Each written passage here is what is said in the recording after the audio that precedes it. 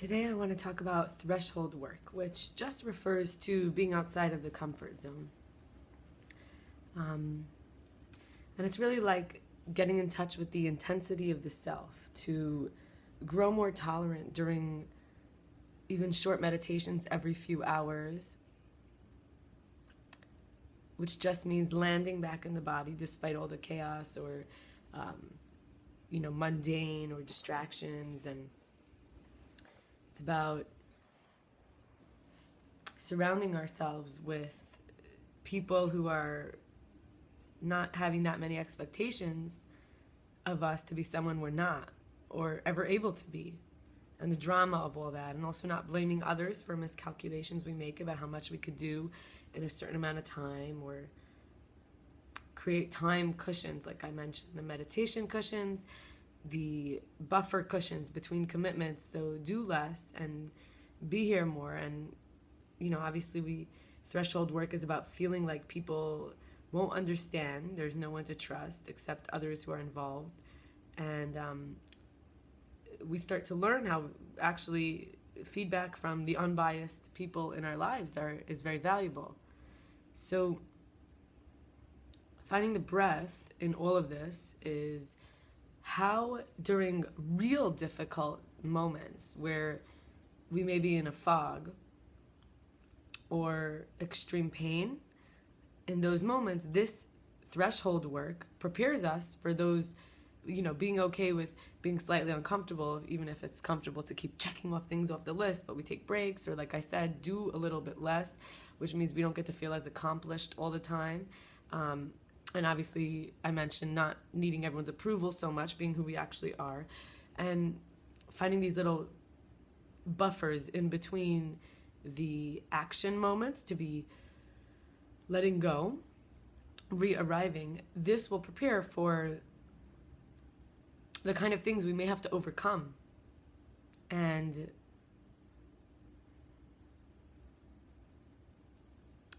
practicing asking for advice and feedback makes it easier that when we actually need help, we can actually ask for help. And we may feel very sensitive then.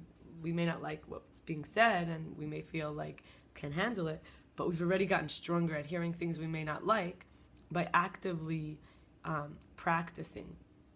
Being at the threshold of, wanting people to people please us, like wanting people to speak in a way that makes us feel comforted. And then a piece of a peach was in my mouth. And then, transitioning into less black and white thinking, like less of I'm gonna die, they're gonna die, someone's gonna die, life's gonna die. Less of this, I have to do something immediately, and if you don't say this, and we call that fight or flight or survival mode. And so this navigation from hopelessness, in other words, challenges are too much, we move into survival mode. I can get through this, I'll find a way. And then we move into thriving, and this happens over and over and over and over. So in one of my classes where we discuss Hasidus, which is a esoteric lineage that I am, initiated in from birth by my heritage, and deep mysticism. And there is a teacher called Rabbi Nachman, and he founded the movement of Breslov, and his, I believe, great-grandfather was the Baal Shem Tov, who I might have mentioned, master of the good word, but also like the word is like the emanation from the creative power of the being. And so in this class, which I often listen to the recordings because I can't make it in person, with the teacher Rabbi David Ingber from the Temple Synagogue, Romemu, and along with my classmates, there's some great topics. And recently there was one that said, when it feels better to never have been born, we are in the process of becoming God, becoming Godlike. The one that we are is dying. There's a radical imminence that shows up, which is that life or death feeling I mentioned before. But instead of it being, we're going to die, we're going to live. We're going to live because there's going to be a union of not having an other. There's not going to be somebody punishing us or pleasing us. There's not going to be somebody who is going to say the wrong thing or say the right thing. It just is. And this is like the idea of being betrothed. You have a beloved and a lover, and they unite. And you're no longer sure who the beloved is and who the lover is. And it's like the idea you can't see your own face. You see your face by the expressions the other one makes at you. You can kind of know, or when someone keeps touching here, you know that you might have got something there. So there's this transcendence of getting past the face. And so who's being born is the new version of ourselves through the relationship, through the union of another with oneness. And we have to find this contrast and this meaning. And it's like the holiday of Shavuos just passed, and there was this mountain, Har Sinai, and it was like a time where they could hear sight. You know, the frequency of colors was hearable, and we know this because music has A, B, the major notes. And actually, if you look at the frequencies of colors and sounds, and then you find a place where you may have to do like multiply it many times, but eventually you can hear a sound. But this happened because they got outside of time and space. There was no, I can hear the sound because this energy moves at this frequency, and then the receptor I have for this frequency is my hearing, and then with this receptor I have for seeing light frequencies, and then I can make out, you know, color and edges. And so it was like the idea of Shema. Shema is the fundamental prayer for Jewish people. And we cover our eyes and we say, hear. So it's interesting. We say, I will hear what I can see, and I will know that the Most High is the oneness. And there's no separation with the hearer and the sound, or the seer and the sight.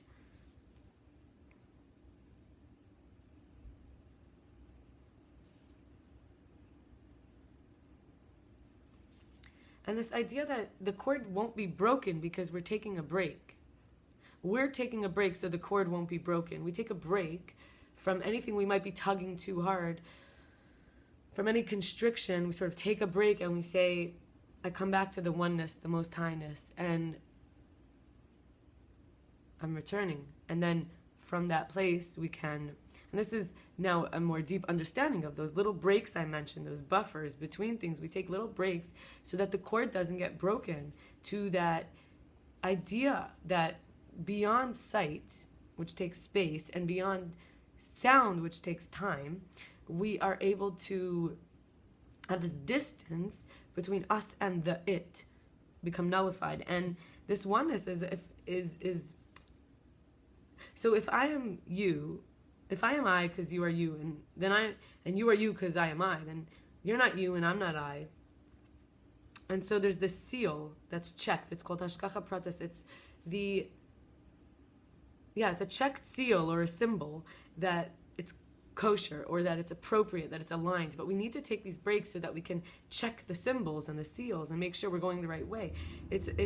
We've got to be fully bottled. We have to arrive fully back to the body, fully back to the heart, and with all our might or our resources, and see which direction and where are we spread too thin and where are we getting overly involved. And so we have to be fully involved with the oneness, and therefore the cord can't be broken.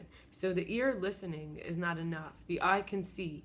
So it's like listen, and then sometimes we're listening is not enough. We actually have to look.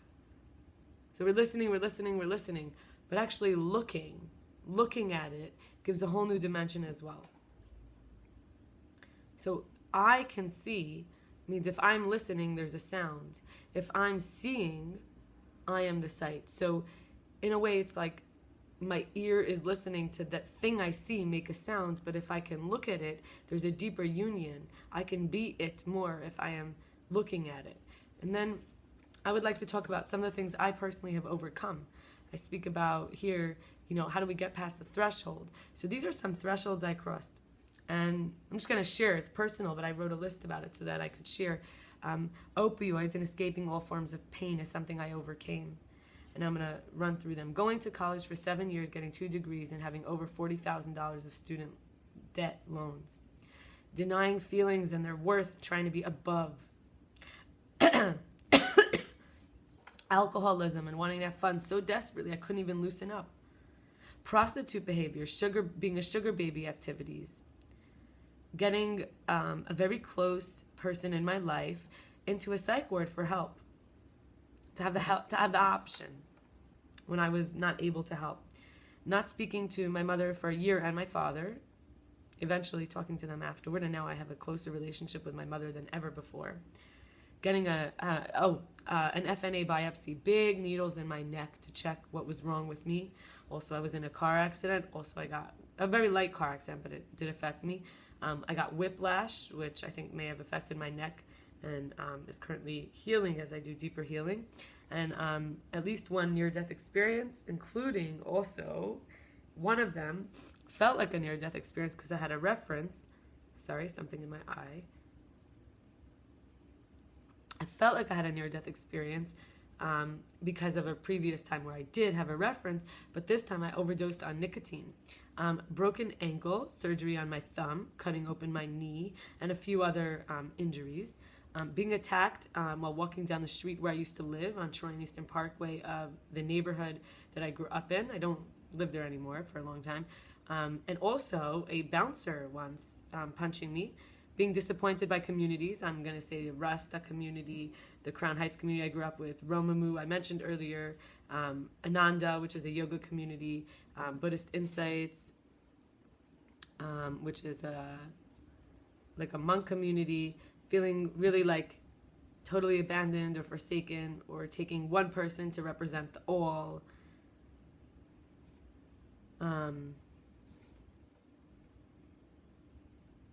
I would say also my friends at a party, I didn't write this, but I'm going to say it, my friends at a party throwing me onto the bus.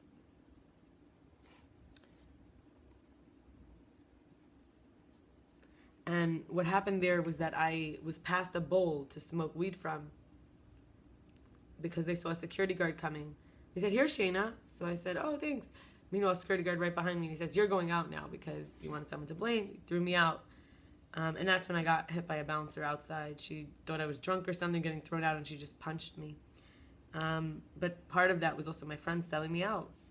Being disappointed by communities I mentioned, and then being prescribed Adderall, Wellbutrin, and getting over them. I used to go to ashrams and things like that to get off of these medications eventually, and many other prescriptions. Grief over the end of a relationship, my first love, my first real boyfriend, my first sexual partner. I didn't get over him for many years, and still in some ways there's a grief that I still feel about, like, just the idea that I couldn't be with, the one true love forever. Poverty, being thrifty, meager living without any extras at all, and most people in my life and most peers, and relatives not understanding.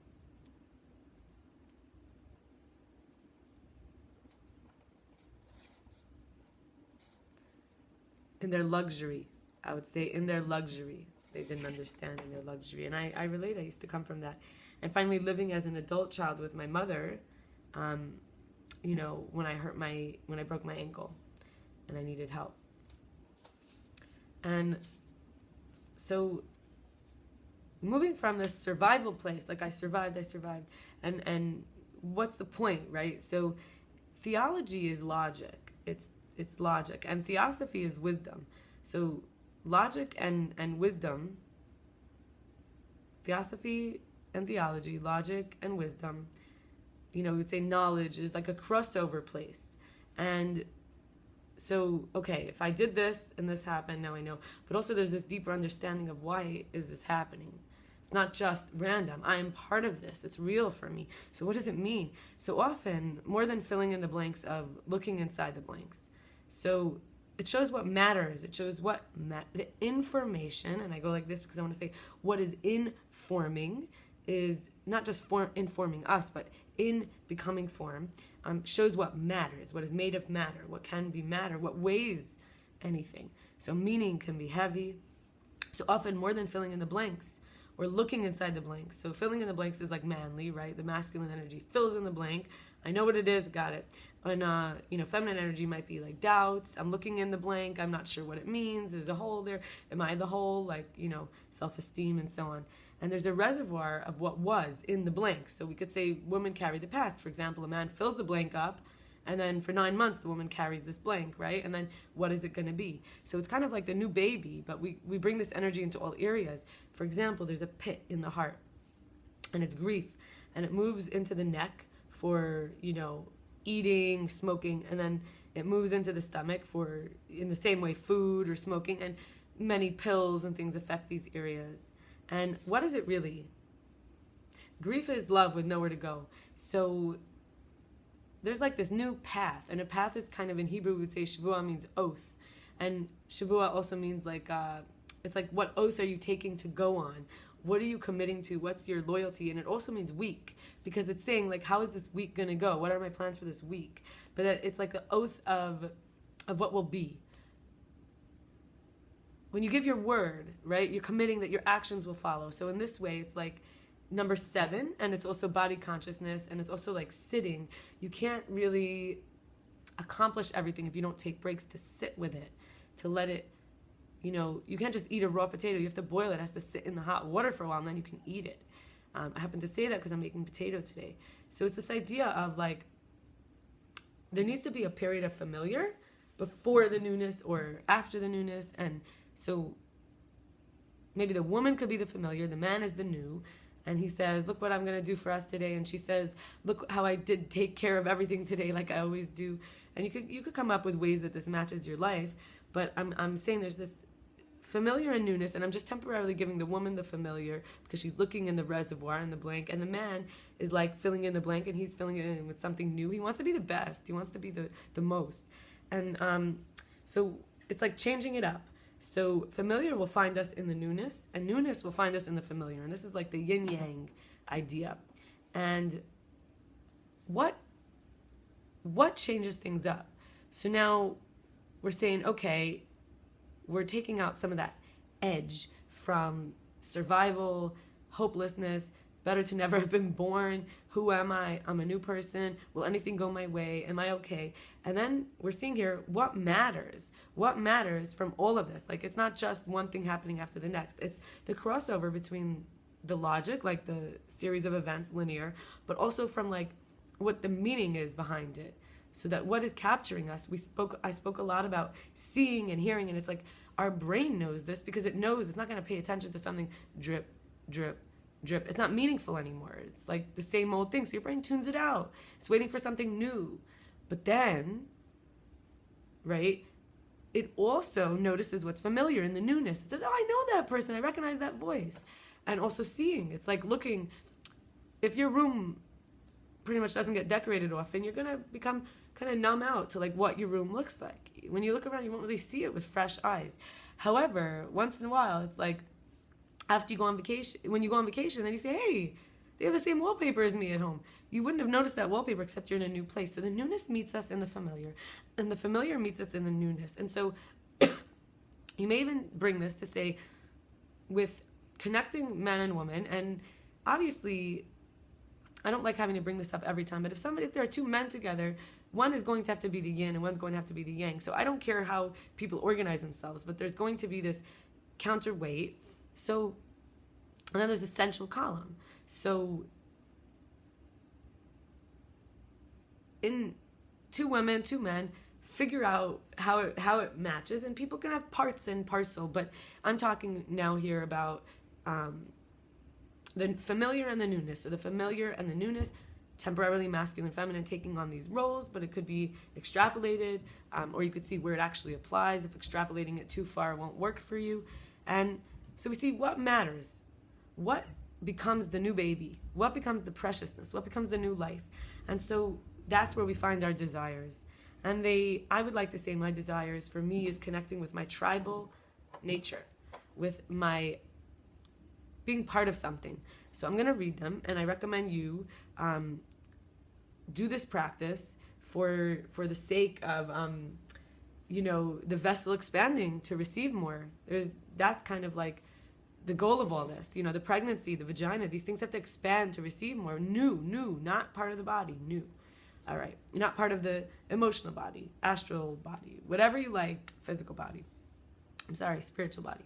So these are some desires I have based on everything I've shared with you about my life, what I've overcome, the threshold work, relationships, everything. Number 1, to feel rewarded. So I feel rewarded. I want to feel like rewarded. Chosen by life, number 2. Number 3, that life loves being in I, or being in me. I've written them out of order. I wrote them somewhere else and I wrote them here out of order. So I'm going to be jumping around. That life gives me beauty.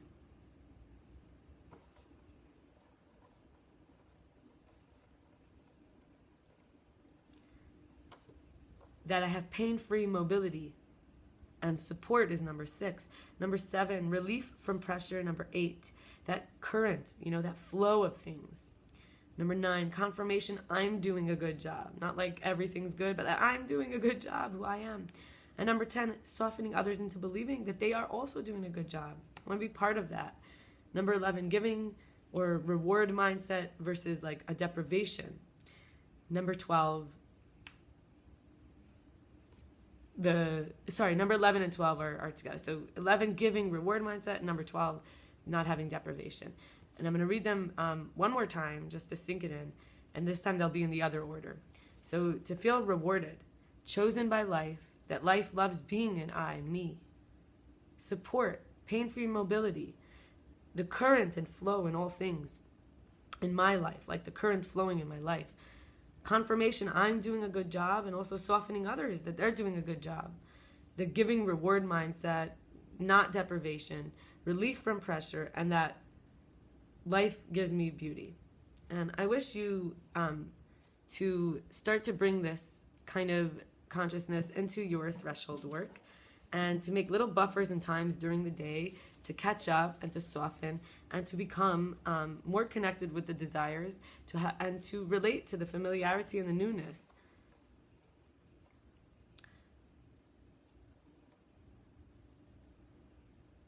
Thank you. Be well.